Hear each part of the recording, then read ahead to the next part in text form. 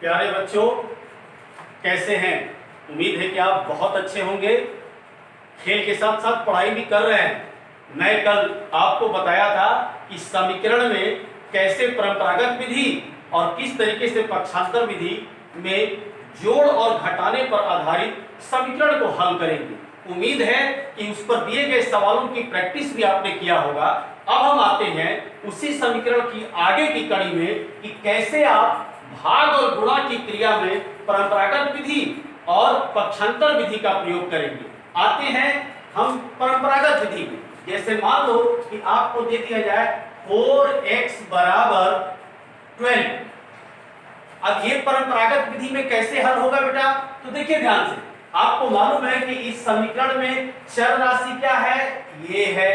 इसी का मान हमें ज्ञात करना है। पिछले वीडियो में मैंने बताया था कि जब इसका मान ज्ञात करना है तो इसके साथ जो कुछ भी है उसको हटाना होगा। तो 4 का इसके साथ क्या है? गुणा है। तो हमें 4 को हटाना होगा, तब ये अज्ञात x का मान पता चलेगा। तो हम क्या करते हैं, इस 4 को जब हटाना है तो कौन सी विधि लगाएंगे कि हमारा ये 4 हट जाएगा? तो आपको मालूम है कि ये आपका है, तो इसमें हम 4 का भाग देंगे तो 4 एकम में 4। खूब किया होगा स्कूल में, 4 एकम में 4। तो हम क्या करेंगे, इसमें 4 का भाग दे देंगे। तो बैलेंस करने के लिए, संतुलन करने के लिए समीकरण को जो काम इधर करेंगे वही काम इधर करेंगे। ये तर्जुई का नियम है, ये ध्यान रखना। तो जो काम इधर तो वही काम इधर भी करेंगे। अब 4 से 4 कट गया तो यहाँ क्या बचा? x और सॉरी ये आपका 4 और 4 का भाग देंगे 12 में तो 4 तिया 12, यानी अज्ञात राशि चर राशि x का मान हो गया 3। अब इसी को पक्षांतर विधि में कैसे करते हैं इसको देखिए आप। तो यहां मान लो वही सवाल 4x बराबर 12। तो x जो चर है और ये 4 जो अचर है, इनके बीच में कौन सा चिन्ह है बेटा? ये आपको पहले बताया गया है, गुणे का चिन्ह है। अब हमारा क्या नियम है कि इस 4 को किसी तरीके से हटाना है, कोई जुगाड़ लग जाए कि ये 4 हट जाए यहां से। अब उस 4 को हटाने के लिए क्या नियम बताया गया है कि जब 4 कूद कर इधर जाना चाहेगा तो जब गुणा में है चर के साथ, तो जब पक्षांतर होकर दूसरे पक्ष में जाएगा तो गुणा क्या होता है? गुणा भाग में बदल जाता है या भाग गुणा में बदल जाता है। तो इसको हम इधर लाएंगे तो x बराबर 12, आइए गुणा भाग में आएगा तो बटा 4, यानी x बराबर हो गया आपका कितना? यही लिख दीजिए कि 4 तिया 12, यानी कि x बराबर हो गया 3।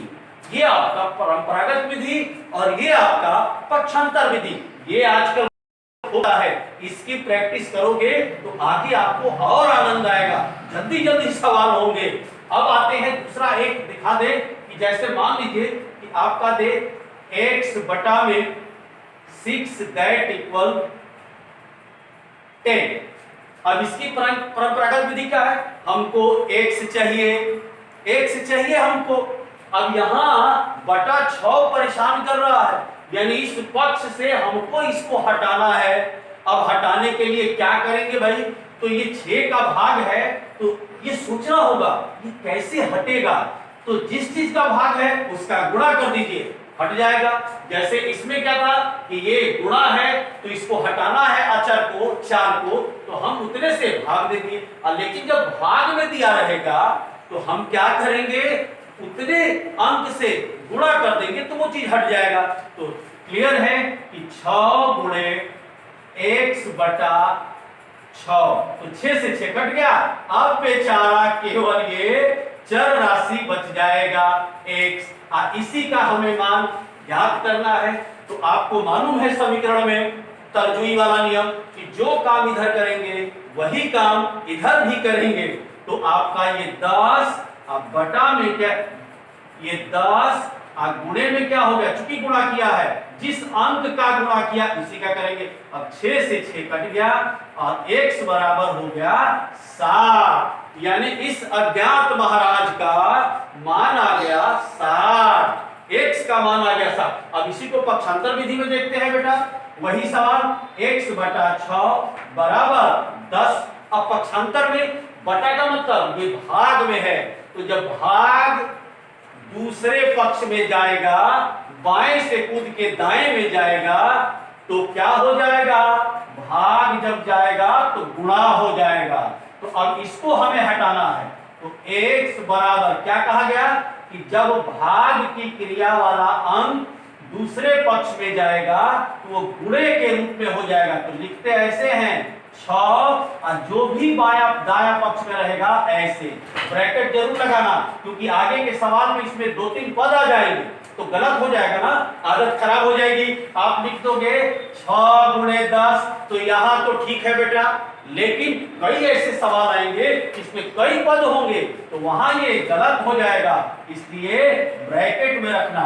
तो x बराबर 6 में 10 का गुणा, आपको मालूम है इनके बीच गुणा का चिन्ह है 60। तो ये आपने देखा कि गुणा और भाग का परंपरागत तरीका क्या है समीकरण हल करने का, और गुणा और भाग का पक्षांतर विधि क्या है हल करने का, वो दोनों तरीके हमने आपको बताए ताकि आपको आसानी से ये बात समझ में आ जाए। अभी ये बहुत छोटी छोटी चीजें हैं, प्रारंभिक चीजें हैं, इसमें बहुत कुछ हमको सीखना है, बहुत कुछ आगे करना है। तो कल के वीडियो में समीकरण में जोड़ और घटाना की दोनों विधियां बताई, और आज मैंने आपको परंपरागत विधि और पक्षांतर विधि आपको बताया। फिर मैं कल ही के उदाहरण से एक छोटा सा और प्रयास करता हूं, जैसे आपको बताएं, ये आपका मान लीजिए सोनू का घर है और सोनू में 4 का भाग है भाई, और इधर देखिए इधर आपका मान लीजिए 3 है। हमको केवल इस घर में सोनू को रखना है क्योंकि सोनू ही चर राशि है। अब इस भागे में 4 है, इसको क्या करना है, भाग जाओ। कहां भाग जाओ भाई, दूसरे पक्ष में चले जाओ, सोनू के घर में कोई नहीं रहेगा। तो अब ये क्या करेंगे, यहां आपका केवल क्या बच जाएंगे भाई, सोनू। इधर आपका, इसमें आपका जब बटे में से पक्षांतर होके दूसरे पक्ष के दूसरे घर में जाएगा तो ये भाग वाला जब इधर जाएगा तो गुणा में हो जाएगा, तो 3 और ये 4, तब आपका ये आपका सोनू इधर हो जाएगा 4 तिया 12। यानी ऐसे भी खेल खेल में गतिविधि के माध्यम से आप समझ सकते हो। इसी प्रकार से वो गुणा वाला भी हम आपको समझा सकते हैं। जैसे मान लो कि गुणा की चीज अगर दी गई है तब आप कैसे करोगे, तो मान लो इसमें है 3 सोनू, यानी सोनू का गुणांक 3 है, इधर आपका मान लो कि आपका 15 है। तो अब ये 3 गुणे में है सोनू के साथ, इस घर में केवल सोनू रहेगा, 3 को हटाना है, 3 सोनू के साथ गुणे के रूप में है। अब इस 3 को हमें हटाना है, तो ये सोनू बच गए।